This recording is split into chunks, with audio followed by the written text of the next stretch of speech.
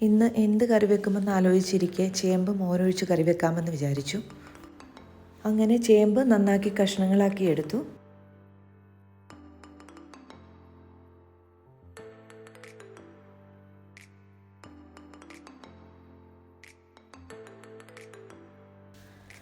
അല്പം മഞ്ഞൾപ്പൊടി, മുളക് പൊടി, ഉപ്പ്, കറിവേപ്പില എന്നിവയിട്ട് വേവിക്കാൻ വെച്ചു.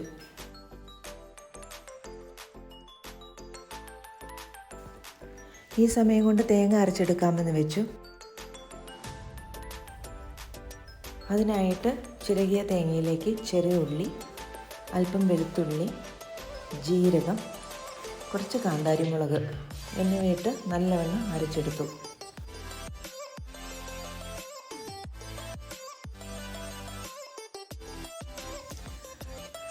അരച്ചെടുത്ത ഈ മിക്സ് വേവിച്ച് വെച്ചിരുന്ന ചേമ്പിലോട് ചേർത്ത് നല്ലവണ്ണം മിക്സ് ചെയ്തെടുത്തു.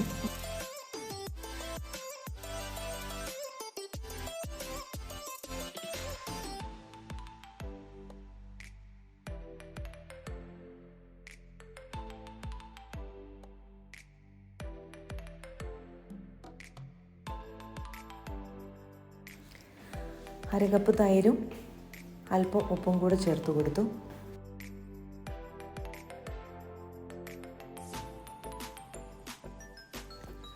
ഒരൽപ്പം കുരുമുളക് പൊടിയും മുകളിലായി വിതറിക്കൊടുത്തു.